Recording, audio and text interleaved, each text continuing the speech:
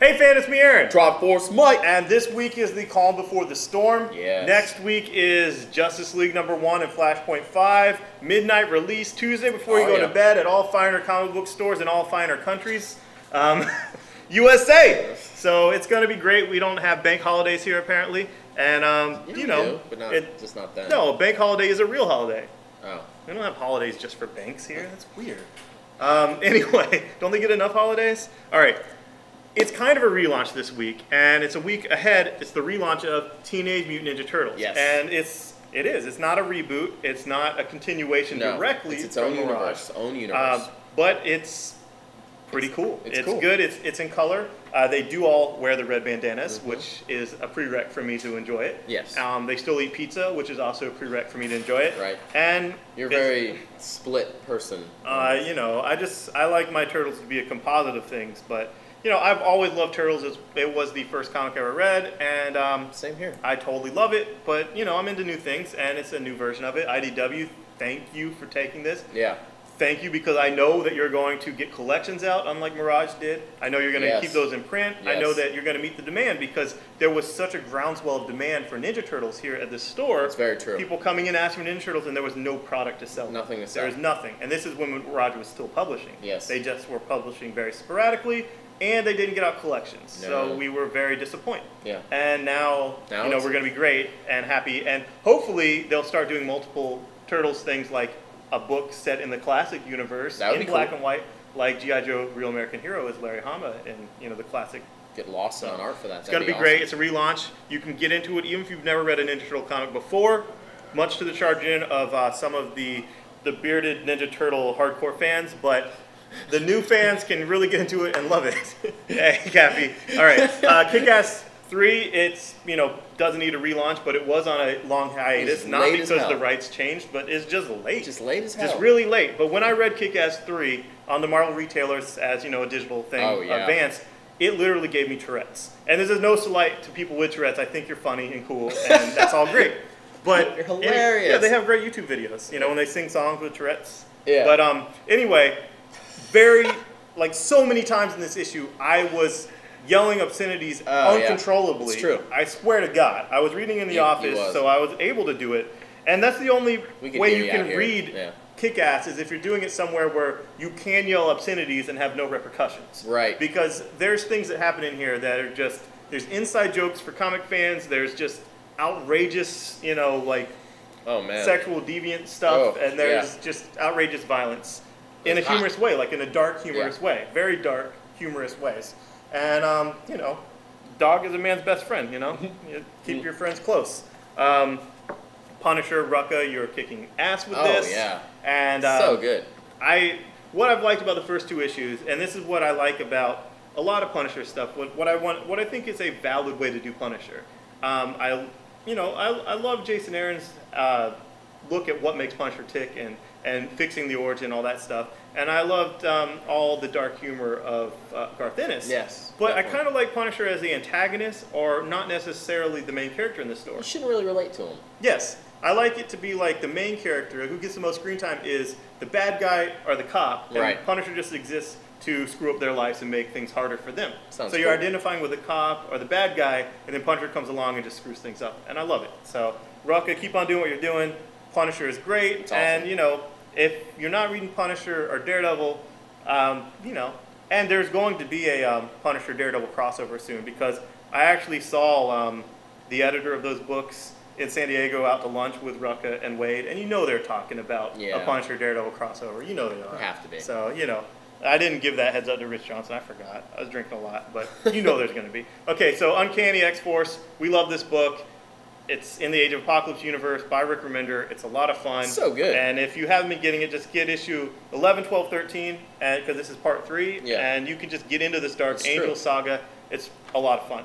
The Ultimates is bagged because Stan Lee himself actually sneezed on some of them. They just passed him so in they front bagged of him them up while he's falling asleep, yes. and he like drools and sneezes on a couple. I guess so. But it's Hickman who is the bomb. I mean, Hickman made Fantastic Four into a top-selling book, which is insane. Mark Miller and Hitch couldn't make it into a top-selling book. And by top-selling, I mean, look at Marvel's sales chart last month. It's Avengers, FF, New Avengers as their top 3 books. Insane. Pretty damn good. Insane. So Hickman, if you weren't reading his FF, just get this. It's volume 1.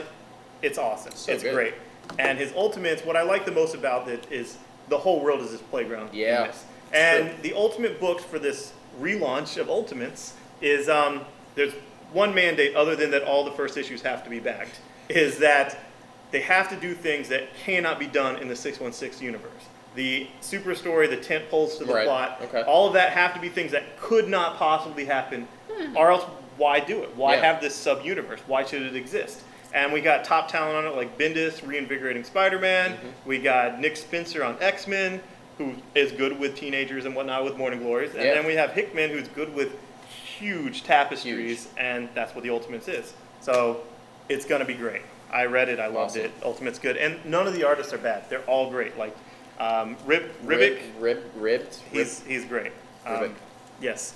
Batman we have Incorporated. They're going to get a couple out before the relaunch. Not really, but it doesn't really matter because Batman's going to have a soft relaunch, and we have on good authority that Batman Incorporated is going to come back maybe January, maybe early 2012. So, you know, Batman's getting a soft relaunch. And seriously, a soft relaunch, Gates of Gotham, this is the backstory of Gotham.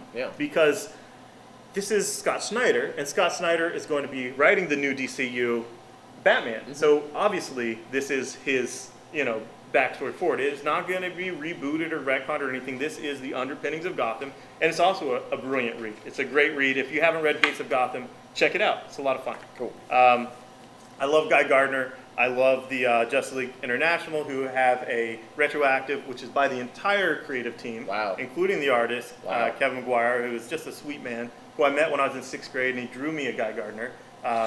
Anyway, it's adorable. This is a lot of fun. This is very nostalgic. Made me wear my Blue Beetle T-shirt. And Guy Gardner and Batman is just so great to see their relationship now. Because back in this era, you know, Batman knocked him out with one punch. And you know, I know that happened, and I'm not trying to retcon it, which it might be retconned. Who knows? But Guy Gardner was the only one to stand up to Batman. It's true. Batman was just railroading the whole Justice League. Just I'm leader. Everything's gonna be exactly how I say. Superman's not here. I run things. And Guy Gardner's like, no, I want to run things. And Batman just punched him in the face. So, you know. But anyway. It's pretty cool. Flashpoint, we have Hal Jordan finale, Lois Lane finale. We have the Kid Flash finale, but Diamond shorted us all of our copies. And they say we're going to get them tomorrow in an emergency shipment. So our customers won't be inconvenienced. I don't know why we just told them. But Project Superman, also by Scott Snyder. And Project Superman is my second favorite after Batman of the Flashpoints.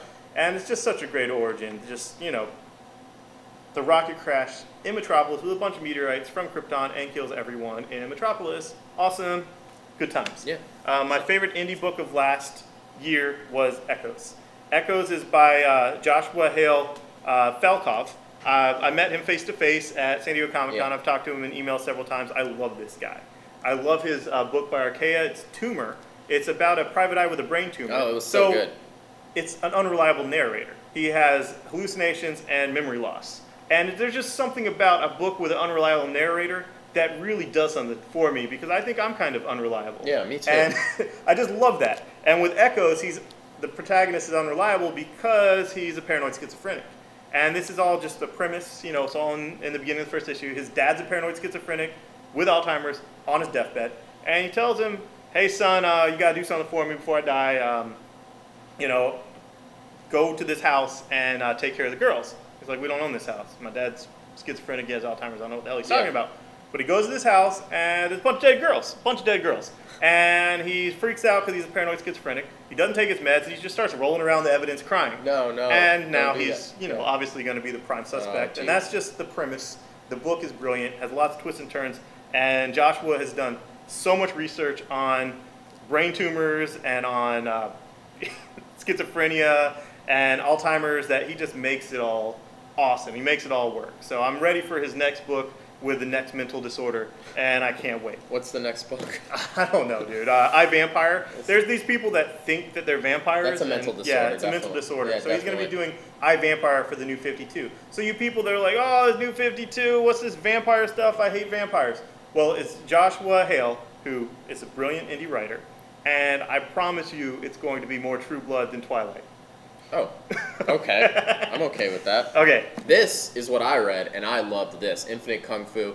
It's a, dystopian, martial arts movie. Zombies versus Kung Fu guys. Like, there's not enough bodies for reincarnated souls to go into, so they're going into the bodies of the dead and reanimating them into zombies. Oh, that's a pretty simple way to have zombies. Yeah. Yeah. And if so, you believe in reincarnation. Well, it's, it's like a big thing with the Kung Fu and all that, and the Chi and all that. So it's awesome. Great. The concept is if you can master every form of Kung Fu, you'll have infinite Kung Fu, and you can prepare for any sort of attack. Infinite Kung Fu Crisis. Yeah, it was really good. It's by Top Shelf, who pretty much only put out quality work. They're a pretty big deal, and we were just highlighting it because the creator. What else did he do? He did stuff in like the mainstream world. Hey, Cappy, what else did Infinite Kung Fu guy do? He's done illustrations. Video games. He's done illustrations for Entertainment Weekly and stuff. He's known for doing a poster with all the greats of hip-hop on it. And he does all the covers for Kill Shakespeare. Oh, cool. Oh, cool. All right, that's it. Next week's going to be awesome with Justice League #1 and Flashpoint 5, and we can't wait. Thanks for watching. Bye-bye. Bye.